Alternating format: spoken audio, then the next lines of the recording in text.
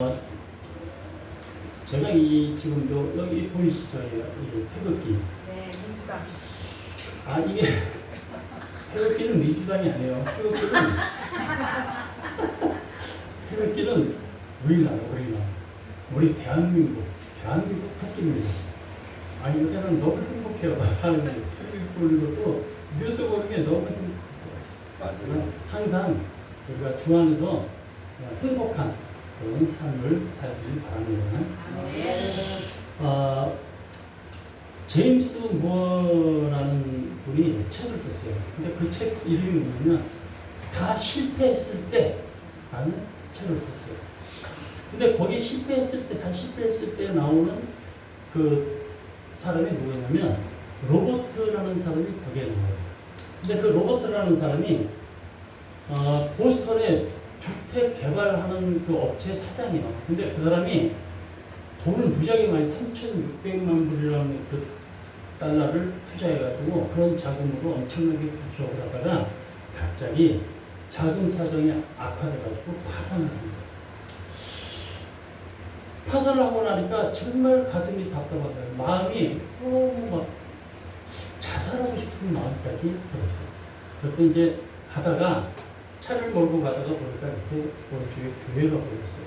그래서 보니까 예배를 드리는 것 같아서 차를 옆에 세워놓고 들어가서 교회에 들어가서 예배를 드리면서 맨 구석자리에, 맨 뒤에 가서 맨 구석자리에 앉아가지고 하나님께 기도합니다. 주님, 정말 나를 살려주세요. 나는 살 길이 없습니다. 주님께서 저를 여기까지 지켜주셨는데 이제는 어떨 도리가 없습니다. 주님 저를 살려주세요. 눈물을 팍 쏟으면서 이 사람이 하나님을 믿으면서 눈물을 흘리면서 기도하는데 30년 신앙생활 중에 처음이에요. 그렇게 눈물을 흘리면서 거기서 기도를 하고 있는데 그날 목사님 설교가 어떤 설교냐면 회당장 야이로가 나왔어요. 야이로가 예수님을 의지했더니 야이로의 죽은 딸이 살아난 거. 그 내용을 갖고 목사님이 말씀을 전하고 있었어요. 그 말씀을 딱 보고 나니까, 듣고 나니까 가슴이 막 강렬히 요동을 하는 거예요. 왜 내 사업자가 죽었을까? 결론은 내가 예수님하고 같이 안 했구나. 예수님께 내가 의지하지 않았구나. 내가 내 멋대로 살아왔구나. 내 멋대로 사업을 했구나. 모든 사업을 예수님께 맡기지 않고 내가 내 스스로 잘났다고 생각하면서 살아온 게 이게 잘못된 거구나라고 보고 성령이 그걸 강력하게 주십니다.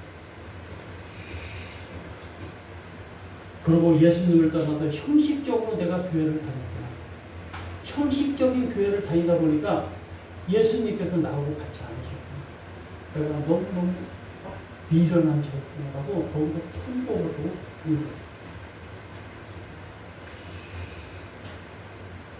로버트는 그 설교를 들으면서 자기가 다시 한번 그 통곡을 하면서 생각을 해봐요. 그랬더니 문제는 자금도 아니야. 은행에서 뭐 대출하고 그것도 문제가 아니야. 가진 자신이 포도나무인 예수님께 붙어있지 못했다는 거. 내가 가지인데 포도나무이신 예수님에 내가 그 가지가 붙어있지, 이렇게 딱 붙어있어야 되는데 붙어있지 않고 이 가지가 떨어져 있었던 거예요. 포도나무의 가지가 떨어져 있으면 어떻게 되죠? 그거는 죽게 됩니다. 예수님의 내 가지가 예수님이라는 그 포도나무에 붙어있지 못했기 때문에 내가 이렇게 많이 있구나 하고 다시 한번 생각을 하고 그 다음에 다시 결단을 해요. 그러고 나서 다시 사업을 시작합니다. 사업을 시작할 때 어떤 마음을 갖고 하냐면 예수님, 이제는 저는 가집니다. 예수님 그 나무에 꼭 붙어있겠습니다 하고 결정을 하고 사업을 시작합니다. 그 사업이 엄청 500명의 노무현 직원이 다시 자기 회사에 들어오게 성장이 엄청납니다. 문제는 환경에 있는 게 아니에요. 내가 어떤 환경에 있다. 그게 중요한 게 아니에요. 예수님과의 관계가 어떤 관계냐라는 게 근본적인 문제라는 거예요. 포도나무이신 예수님께 우리 모두 가지처럼 붙어있기를 주님의 이름으로 축원합니다. 꼭 붙어있으십시오. 꼭 붙어있으세요. 오늘은 두 부분을 중심으로 주 안에 거하는 성도들이라는 제목으로 잠깐 말씀을 나누겠습니다. 첫 번째, 같이 읽겠습니다. 시작. 하나님 기쁨과 감사의 마음을 갖게. 요한복음에 보면 예수님과 우리 관계를 몇 가지 관계로 설명해 주고 계세요. 4장에 보면 뭐라고 되냐면 예수님은 우리들이 먹을 양식이다라고 그렇게 얘기하셨어요. 그리고 생명의 물, 먹을 양식과 생명의 물이라 예수님은 우리를 대해서 그렇게 얘기해요. 10장에서는 예수님은 목자요, 우리들은 그의 어린 양이라고 했어요. 예수님은 목자시고 우리는 뭐예요? 양. 목자, 양은 목자한테 따라가게 돼 있어요. 그 목자이신 예수님. 14장에서는 예수님은 우리들이 길이요, 진리요, 생명이라고 그렇게 기록이 되어 있습니다. 15장에는 예수님과 우리들의 관계를 포도나무와 가지로 설명해 주고 있어요. 포도나무와 가지 비유는 우리들로 하여금 주님 안에 거하는 걸로 그렇게 말씀을 하는 거라고 우리가 인식을 하면 되겠습니다. 실제로 함께 읽은 말씀 중에 보면 예수님께서 내 안에 거하라라는 말을 몇 번 하셨어요. 내 안에 거하라. 그러면 많은 열매를 너희들이 거둘 수가 있다. 그리고 기도의 응답을 받게 될 것이다. 나한테 거하면 너희들이 많은 열매를 맺고 내가 기도하는 것에 대해서 응답을 받게 될 것이다 라고 주님께서 말씀하고 있습니다. 우리가 기도하다 보면 기도의 응답을 받았어요. 그럼 어떻죠? 얼마나 기뻐요. 내가 기도했던 제목들이 다 이루어졌어. 얼마나 기쁘겠어요. 포도나무의 가지가 붙어 있을 때 그때 기도를 할 때 주님께서 그 기도에 응답해 주신다는 것을 절대 잊지 마시면 가지가 떨어져 있는데 기도를 아무리 하면 뭐하겠어요? 죽어있는데 내 영이 죽어있는데 기도한다고 그게 주님께서 들으세요? 절대 들어주죠. 요한복음 15장 7절 한번 같이 읽겠습니다. 시작. 너희가 내 안에 거하고 내 말이 내 안에 거하면 무엇이든지 원하는 대로 구하라. 그래야만 이루리라. 기도의 응답을 받으면 기쁨이 와요. 너희가 내 안에 거하고 내 말이 너희 안에 거하면 무엇인지 원하는 대로 뭐요? 구하라. 원하는 대로 구하라 했어요.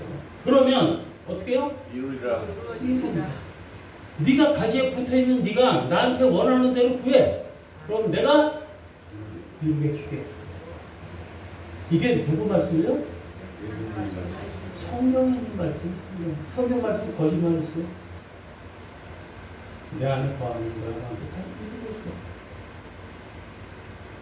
그래서 주님은 요한복음 16장 24절에 또 이렇게 말씀하셨죠. 시작. 지금까지는 너희가 내 이름으로 아무것도 구하지 아니하였으나 구하라. 그러면 받으리니 너희 기쁨이 충만하리라. 기도의 응답을 받아서만 기쁜 게 아니고 그 응답을 통해서 하나님께서 나를 사랑하신다는 거, 그게 더 기쁘다는 거예요. 지금까지는 너희가 내 이름으로 아무것도 구하지 아니하였으나 구하라. 그러면 받는다. 너희 기쁨이 충만하리라.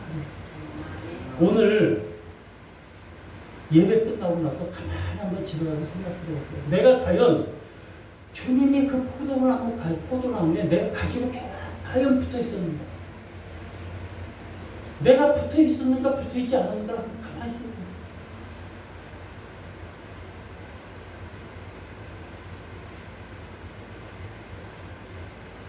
그래서 염려할 것이 생겨도, 자, 빌립보서 4장 6절 같이 읽겠습니다. 시작. 아무것도 염려하지 말고 다만 모든 일에 기도와 간구로 너희 구할 것을 감사하고 아무것도 염려하지 말라고 했어요. 모든 일에 기도와 간구로 너희 구할 것을 어떻게 해요? 너희 구할 것을 감사함으로 하나님께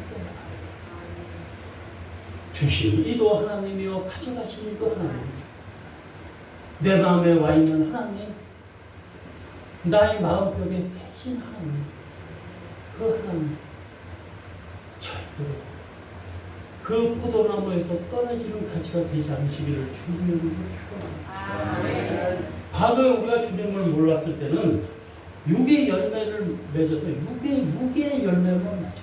그래서 하나님의 어떤 진노의 대상이 된 거예요. 근데 이제는 주님 앞에 거하게 살게 되면서부터는 어떻게 돼요? 성령의 열매를 맺고 빛의 열매를 맺는 거예요. 전도의 열매를 맺고, 무엇보다 하나님 사랑을 해서 우리가 뭘 받아요? 죄사함을 받았다는 거예요. 죄사함을 받은 우리들 얼마나 기뻐요. 얼마나 감사해요. 별로 기뻐하는 얼굴이 아니에요. 죄사함을 받았는데 안 기뻐요? 근데 얼굴들은 별로 안 기쁜 것 같아요. 죄사함을 받았습니다. 기쁩니까? 아멘이요. 이 구원의 은총은 예수님 외에 그 누구도 우리에게 줄 수가 없다. 기탄진 장로님이라고 계세요. 기탄진 장로님이라고 좀 유명하신 분인데, 이분이 이런 간증을, 이분이 이제 우리 남자들 군대 갔다 온 거예요. 갔다 오고 나면 예비군 훈련 받잖아요. 예비군 훈련 받으러 딱 갔는데, 거기에 이제 예비군 훈련 받으러 스님이 온 거야. 그래서 이 기탄진 장로님이 그 스님을 전도를 하려고 그 스님에 대해서 계속 기도를 하는 거예요. 그리고 기도하면서 그분을 좀 구원해 주십시오, 하나님. 계속 기도하다가 장로님이 이제 기도하기를 뭐라고 또 얘기했냐면, 주님, 부처가 뭡니까? 누굽니까? 부처에 대해서 좀 알려달라고. 불교는 구원이 있는 겁니까? 라고 또 기도를 해요. 그리고 그 불교에 대해서 정치를 좀 알게 해달라고 몇 달 동안 기도를 합니다. 근데 어느 날 토요일 오후 4시쯤 됐는데, 토요일 오후 4시에 기도하는데 갑자기 석가모니가 앞에 탁 나타난 거예요.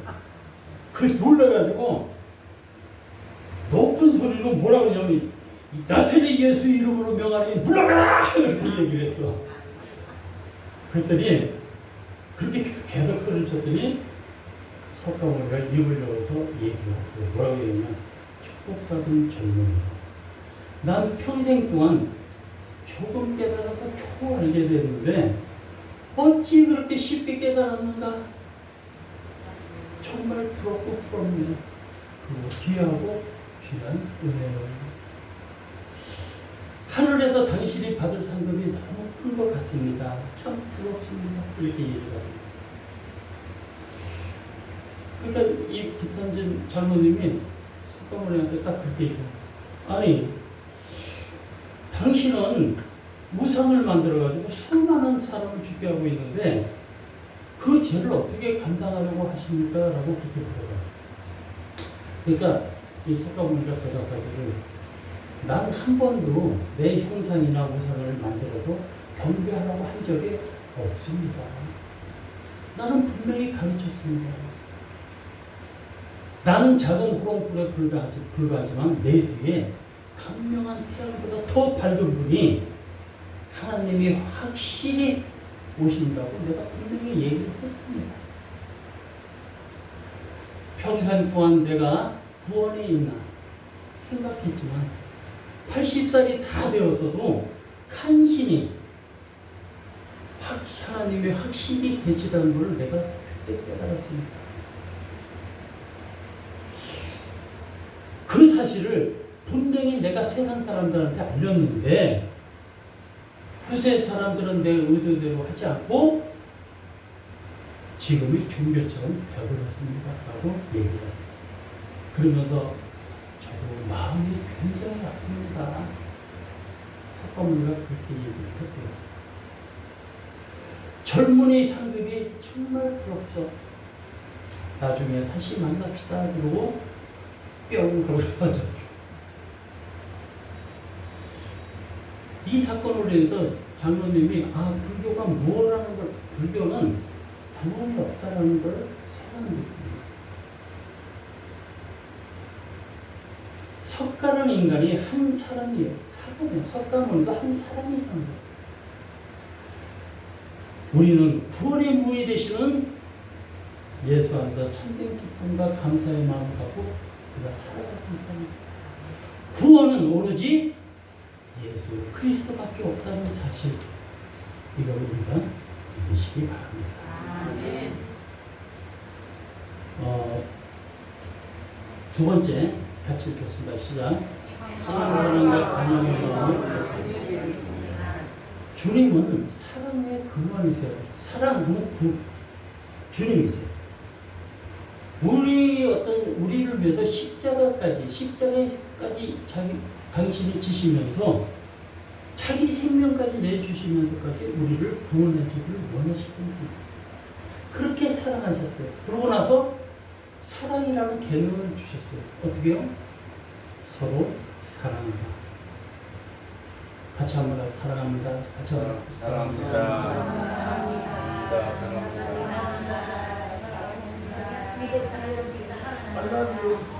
이렇게 주님 안에 거하는 자들, 주님 포도나무에 거하는 우리 가지들, 이 가지들은 정말 주님 앞에 진액을 공급받는 거야. 주님의 사랑을 공급받아서 매일같이 살면 사랑으로 우리가 섬기면서 살아갈 수가 있는 거야.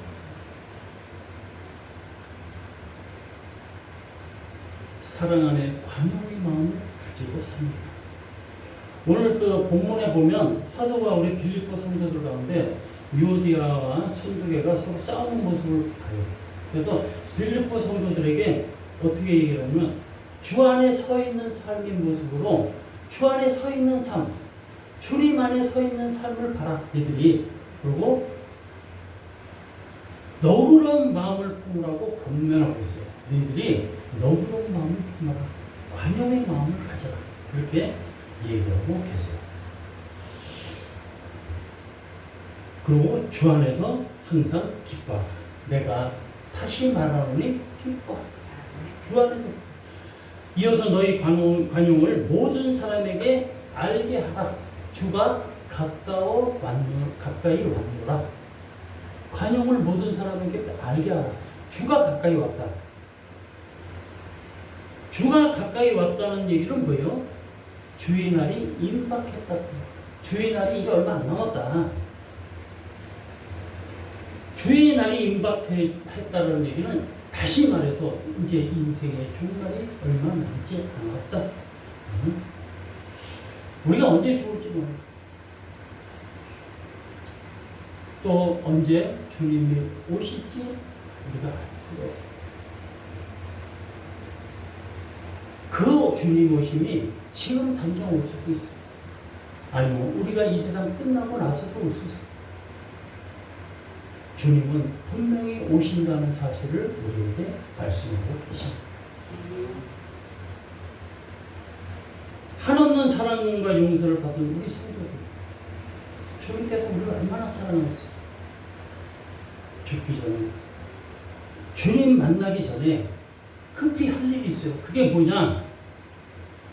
주님이 주기도를 통해서 가르쳐 주신 말씀, 우리 같이 우리가 우리에게 죄 지은 자를 사하여 준 것처럼 우리의 죄를 사하여 주옵소서. 우리가 우리의 죄를 사하여 준 것처럼, 우리가 우리에게 죄 지은 자를 사하여 준 것처럼 우리의 죄를 사하여 주옵소서. 우리가 우리에게 죄 지은 자를 사하여 줬어. 여러분 사하여 주셨습니까? 우리에게 죄 지은 자를 사하여 주셨습니까? 100% 안 돼요, 그게. 내가 죄를 지는 내가 죄를 지는 우리가 우리에게 죄 지은 자를 사하여 주시기를 주님의 이름으로 축원합니다. 그래야 주님께서 우리 죄를 사하여 주신다는 사실이 주기도문에 있는 거예요. 우리가 우리 죄를 우리를 뭐 죄 지은 자를 사해 주지를 않았는데 주님께서 우리 죄를 사해 준다? 어림도 없는 소리야. 기대도 하지 마. 우리가 우리에게 죄를 지은 자를 사해 준 것 같죠? 우리도 우리 주님도 우리 죄를 사해 주신다고 했어. 죄 지은 자를 사해 주시기 바랍니다. 그를 위해서 용서하고 그를 위해서 기도해 주시기 바랍니다. 그게 주님을 믿는 사람들이 도리예요.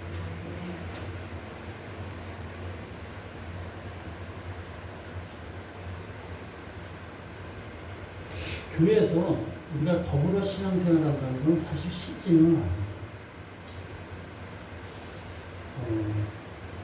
각자가 이제 우리가 이렇게 보면 자라온 환경들이 다 다르잖아요.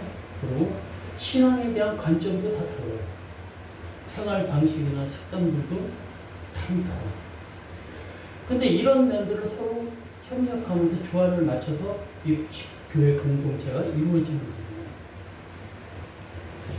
근데 함께 하려면, 더불어 함께 살려면 마음가짐과 실질적인 행동이 굉장히 중요하다고 생각해요. 그래서 우리에게 교회 공동체에서 제일 필요한 게 뭐냐면 바로 관용이다. 관용이 교회 공동체에서는 제일 필요합니다.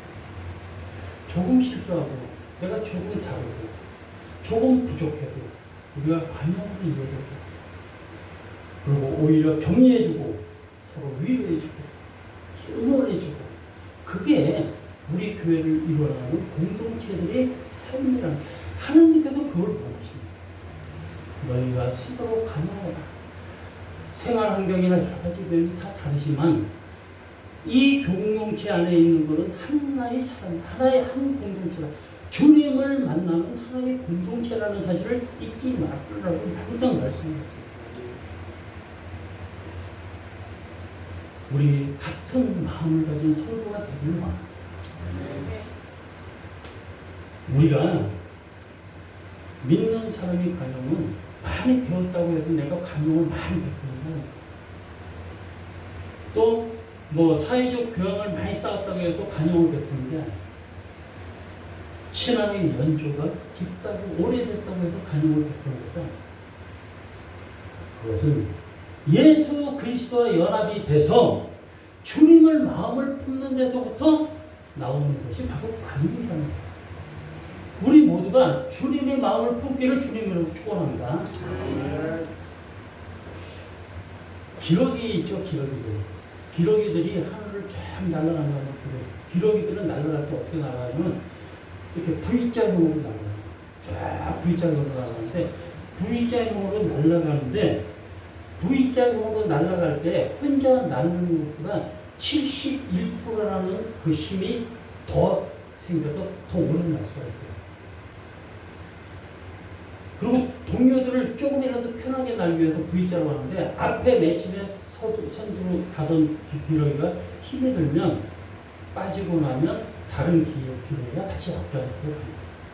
계속 그렇게 서로를 봐가면서, 서로를 위로해가면서, 서로를 힘주면서 계속 기러기들 날아가면서 계속 소리를 지르고. 왜? 힘을 주기 위해서. 그래서 먼 거리들도 갈 수가 있다는 거예요. 서로 위치를 바꿔가면서 가. 그리고 계속 소리 지르고. 다른 자기가 가는 위치를 알려줘요. 그리고 어떤 일이냐고, 가다가 기러기 한 마리가 예를 들어 도저히 힘들어서 못 간다. 그러면 기러기 한 마리가 그 무리에서 이탈하면서 다른 기러기 몇 마리가 같이 그 이탈한 그 기러기하고 같이 땅에 내려갑니다. 저는 그거를 이렇게 들으면서, 이야, 기러기들이 어떻게 인간들보다 더 영리해. 인간들보다 더 마음이 큰 거예요. 아파서 부담당한 그 자기 동료를 위해서 자기가 갈 길을 한다고 한 3-4마리가 같이 있어준다. 우리는 그런 마음이 필요하다는 거예요. 아니, 미물들도 정말 본능을 따라서 이렇게 서로 배려하면서 살아가는데, 주님께서 특별히 사랑한 우리 성도들, 사랑하고 용서하고 서로 이해하지 않는 그 관용이 없으면 하나님께서 어떻게 생각하시겠어요? 서로 이해하고 아껴주는 우리 성도들 다 되시기를 주님으로 축원합니다. 자, 제 세 번째. 자, 시작. 참 생명과 평안을 얻고 생명이란 오늘 말씀 중에 보면 생명이란 말이 굉장히 많아요. 우리 같이 한번 요한복음 1장 14절부터 쭉쭉 나와 같이 읽어보겠습니다. 시작. 그 안에 생명이 있었으니 이 생명은 사람들의 빛이라. 내가 진실로 진실로 너에게 이르노니 내 말을 듣고 또 나를 보내신 이를 믿는 자는 영생을 얻고 심판에 이르지 아니하나니 사망에서 생명으로 옮겨. 여기 또 생명을 나오죠. 또 넣어주세요. 예수께서 이르시되 나는 생명이 있노니 내게 오는 자는 결코 줄이지 아니할 터이요 나를 믿는 자는 영원히 목마르지 아니하리라. 예수께서 이르시되 내가 진실로 진실로 너에게 이르노니 인자의 살을 먹지 않고 인자의 피를 마시지 않으면 너희 속에 생명이 없느니라. 인자의 피를 먹고 마시지 않으면 뭐가 없어요? 생명이 필요 없다. 자, 요한복음 10장 10절 시작. 도둑이 오는 것은 도둑질하고 죽이고 멸망시키려는 뿐이요 내가 온 것은 양으로 생명을 얻게 하고 더 풍성히 얻게 하려는 것이다. 생명을 얻게 하고 양으로 생명을 얻게 하고 더 풍성히 얻게 하려는 것이다. 25절 시작. 예수께서 이르시되 나는 부활이요 생명이니 나를 믿는 자는 죽어도 살겠고. 자, 그 다음에 요한복음 14장 6절 시작. 예수께서 이르시되 내가 곧 길이요 진리요 생명이니 나를 말미암지는 아버지로 자가 없느니라. 예수께서 이르시되 내가 곧 길이요 진리요 생명이다. 그러니까 나로 말미암아서는 나로 말미암지 않고는 아버지께로 올 자가 없다라고 그렇게 얘기했어요. 따라서 생명 대신 예수님 안에 있는 우리들 모두 참 생명을 소유한 자들임을 믿으시기 바랍니다. 요한일서 5장 10절을 보면 아들이 있는 자에게는 생명이 있고 하나님이 아들이 없는 자에게는 생명이 없다.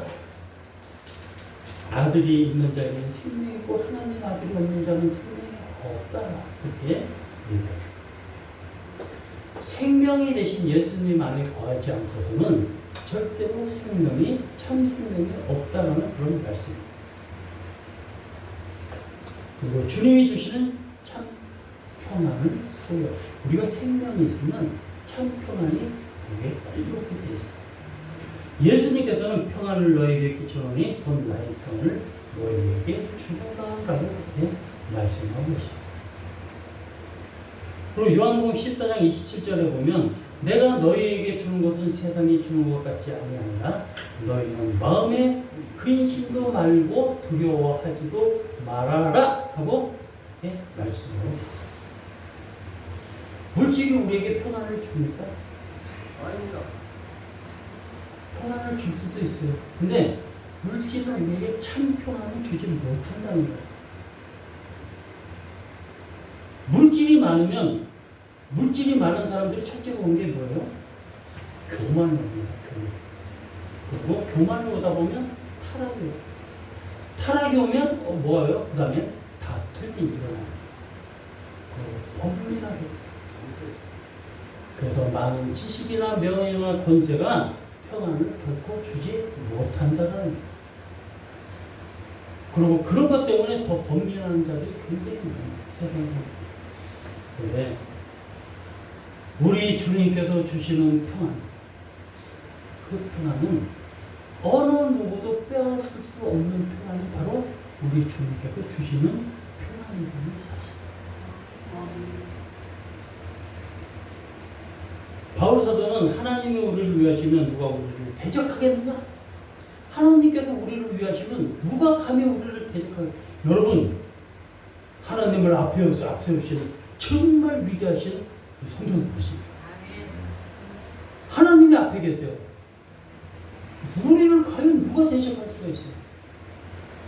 대적할 사람이 없다라는 거예요. 누가 우리를 또 정죄하겠어요? 우리를 정죄할 수 있는 것은 하나님밖에 없다는 거예요. 죽음 앞에서도 주님의 사랑이 나를 감싸고 있다. 주님의 사랑이 감싸고 있는 거 아세요? 아멘. 다 아십니까? 아멘.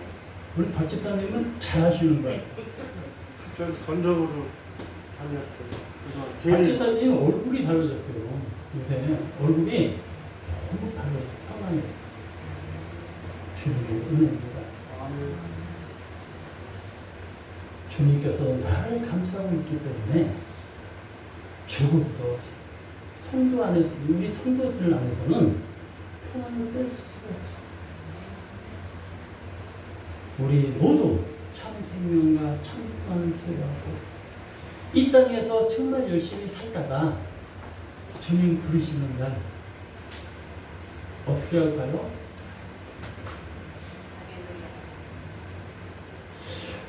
그 믿지 않는 사람들 이렇게 죽는 모습을 보면 가기 싫어가지고 지옥 가기 싫어가지고 얼굴들이 인상들이 별로 안 좋고 저는 이제 죽은 사람들 많이 봤는데 하나님을 믿고 천국 간 사람들은 그렇게 얼굴이 평안해요. 정말 믿지 않고 않고 간 사람들은 얼굴이 이렇게 저는 보지 못하겠더라고요. 우리 정말은 이제 갈 날이 얼마 남았죠? 갈 날이 아직 한 40년 남았어요, 그죠? 한 40년 정도 남았는데 요새는 120살이 정년이래요. 그러니까 한 40년 남았어요. 그러니까 그때까지 우리 주님 열심히 믿고 주님께 더욱더 충성하고 우리 성도들 간에 정말 관용을 베풀고 서로가 부족한 거 채워주고 넘치는 건 우리가 다시 받아가면서 그렇게 사는 우리 사랑과 축복교회 성도님들 다 되시기를 주님의 이름으로 축원합니다. 기도하겠습니다. 하나님 아버지 참으로 감사합니다. 주님 은혜 가운데 저희가 오늘 주 안에 거하는 성도들이라는 제목으로 말씀을 나눴습니다. 다시 저희들이 살아있는 동안 주님 나라 가기 전까지 성도가 서로 사랑하고 관용하고 베풀고 아낌없이 나눠주는 이 세상 살다 주님 부르실 때 주님 나라 갔어. 주님께서 착하고 순종한 종이 내가 너를 사랑한다. 그 소리를 들을 수 있는 우리 모든 성도들 되시기를 간절히 정말 원합니다. 아버지 저희 모든 성도들 그렇게 되게 하여 주시옵소서. 감사드리며 예수님 이름으로 기도드립니다. 네. 다 같이 일어나셔서 찬송과 기도드립니다.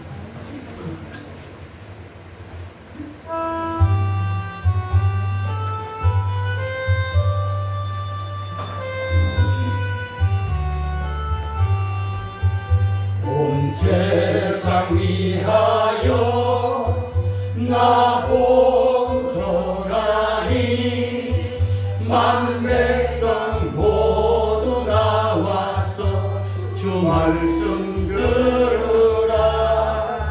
재중에 빠져서 헤매는 자들아 주님의 음성 듣고서 너 구원받으라. 전하고 기도해 내일 주님 되리라. 세상 모든 사람 다 듣고 그 사랑 알도록 온 세상 위하여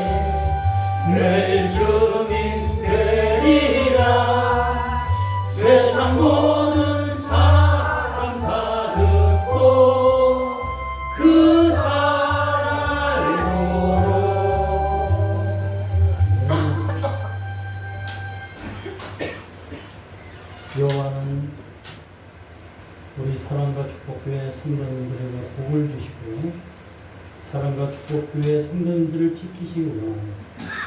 요한 그 얼굴로 사랑과 축복교회 성도님들을 은혜 베푸시기를 원합니다. 요한은 그 얼굴을 사랑과 축복교회 성도님들로 향하여 드사 평강 주시기를 원합니다. 이제는 우리 주 예수 그리스도의 하나님 아버지의 무한하신 사랑하심, 성령님 감화 감동 교통하심, 주 안에서 주님이 성도로 사는 것, 감사함으로 사는 것, 서로 관용하며 사는 것, 서로 위로하며 사는 것, 서로 협력하며 사는 것, 주님께서 함께 하시는 우리 사랑과 축복교회 성도님들 모두를 주님께서 사랑하시는 사랑과 축복교회 위해 먼 이웃 땅에서 주님 사역 감당하는 선교사들 위해 이제부터 영원토록 함께 하시기를 간절히 축원하옵나이다. 아멘.